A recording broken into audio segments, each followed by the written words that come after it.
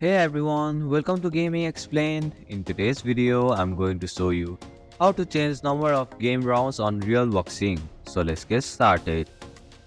First, open the Real Boxing game on your device. Tap on the settings option from the top right corner of your screen.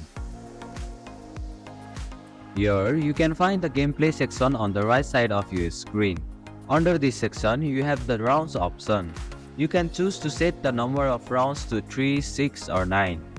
To adjust, simply drag the slider on the rounds option to your desired number of game rounds. After adjusting the slider to your preferred number of rounds, the changes are automatically saved. And this is how you can change number of game rounds on Real Boxing. Thank you for watching Gaming Explained.